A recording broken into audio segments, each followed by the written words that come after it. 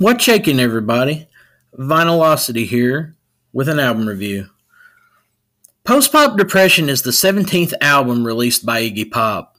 It's a collaborative effort between Pop, Queens of the Stone Age members Josh Homme and Dean Fertitta, and drums are by Arctic Monkeys drummer Matt Helders, which makes this a supergroup of sorts. There's been a lot of hype around this album as of late, so let's check it out, shall we? We start off with the track Break Into Your Heart. It starts off with Iggy harmonizing with a synth line that conjures Queens of the Stone Age quite a bit. Josh Homme's fingerprints are all over this track. Sounds like Iggy fronting Queens, which he kind of is. It's a really good opener. Next we have the track Gardenia. The first single off the album, it starts off with some delayed guitar playing some sparse chords. Iggy and Josh's vocals meld together very well on the chorus. The rhythm section of Dean and Matt carry the track with a groovy beat. Another solid song with some interesting lyrics also. Next we have the track American Valhalla. We begin with some interesting percussion that sounds like a xylophone, which then fades into a really punchy riff that plods along rather nicely. A piano plays accented chords in the background, which follows the vocal line throughout. The guitar gets a little busier in the chorus and gets really catchy. Another great song. Next we have the track In the Lobby. A really clever guitar line starts us off. The drums add a little more flavor, playing around with some different time signatures, which shows off Helders' strength as a drummer. It's a track that keeps you guessing, and it's a breath of fresh air with the rhythm section getting a little busier. A great song. Next we have the track Sunday. We start off with an interesting drum beat while the bass switches between following drums and guitar, which is really clever. The lyrics are really cool, and Iggy's conviction shows that he believes 100% in everything he's singing.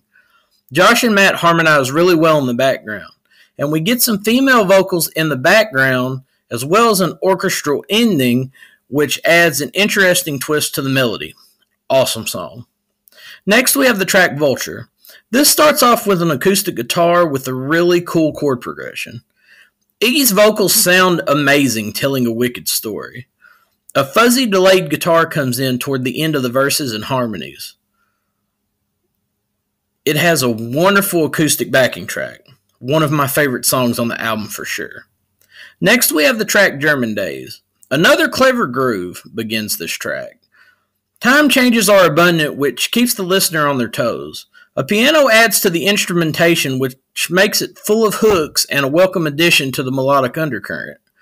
A boogie-style guitar riff comes out of nowhere for the middle eight with some great harmony vocals. Fantastic song. Next we have the track Chocolate Drops. It's kind of a piano stomper. The background vocals from Matt and Josh are stellar like always. The lyrics are really interesting and weird, which helps add to the fun of the track.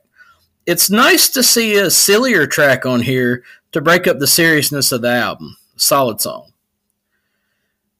Finally, we have the closer Paraguay. It begins with an awesome 3-part vocal harmony. Along with the cool chord progression, the track really moves. The harmony on the chorus is a great earworm. Iggy's rant toward the end of the song is hilarious and amazing, an awesome closer to an overall amazing album. This album is fucking stellar, man. Iggy sounds so refreshed with this supergroup. Josh Homme's production definitely helps elevate the Queens of the Stone Age style in the music. If you're a fan of Queens, you owe it to yourself to listen to this album.